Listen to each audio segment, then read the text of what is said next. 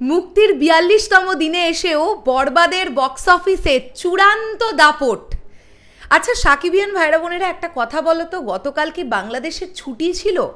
মানে working day তো সবগুলো দিন, হলিডে তো শুক্রবার, মানে বৃহস্পতি এবং শুক্রবার ছুটি থাকে না বাংলাদেশে, আমি তো তাই জানি।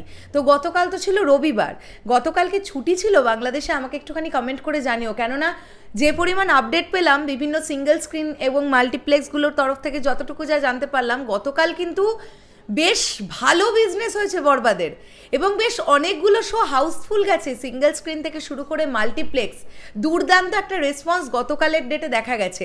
তাই আমি জানতে চাইলাম যে গতকাল কি ছুটির দিন ছিল? তোমরা একটুখানি কমেন্ট করে আমাকে জানিও। বন্ধুরা, জানতে পারা যাচ্ছে যেটা, যে গতকালের ডেটেও 15 থেকে 17 লাখ টাকার একটা কালেকশন করেছে বরবাদ। মাল্টিপ্লেক্স চেন থেকে 15 থেকে 17 লাখ টাকার একটা গ্রস কালেকশন, যেটা অ্যামেজিং কালেকশন ৪২তম দিনে এসে ছবিটার। বন্ধুরা, এই সিনেমাটা কিন্তু সত্যি, মানে এটা বলতেই হবে যে এই সিনেমাটার মেরিট এতটা ভালো, দর্শক এতটা এই সিনেমাটাকে বড় পর্দায় দেখে এনজয় করছেন যে তারা বড় পর্দাতে দেখতে যাচ্ছেন ছবিটা। ন্যাচারালি আমরা অনেক সময় কি দেখি, যে কোনো সিনেমা ৪২তম দিনে এসে অনেকটাই ধরাশায়ী হয়ে পড়ে, কেননা প্রচুর মানুষ দেখে ফেলেন, তারপরে ওই ধিকোতে ধিকোতে চলে। কিন্তু বরবাদের ক্ষেত্রে ধিকোবার গল্পটাই নেই।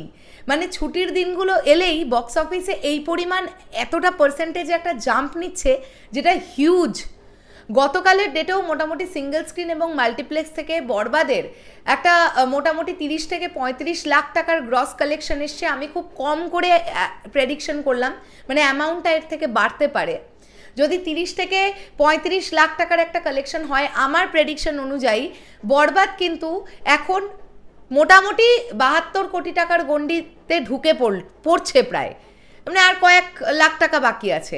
আর প্রডিউসার ফিগার যদি ধরি, মানে কিছুদিন আগে প্রোডাকশন হাউস বা প্রডিউসার শাহরিন আক্তার সুমি তিনি জানিয়েছিলেন কি বরবাদের 75 কোটি টাকার ব্যবসা হয়ে গেছে। তো তাহলে ধরতে গেলে বরবাদ কিন্তু 80 কোটি টাকায় ঢুকে গেছে বাংলাদেশ থেকে, কেবলমাত্র 80 কোটির গ্রস বক্স অফিস কালেকশনে কিন্তু বরবাদ ঢুকে গেছে প্রথম 42 দিনে। এটাই আশা করা যাচ্ছে।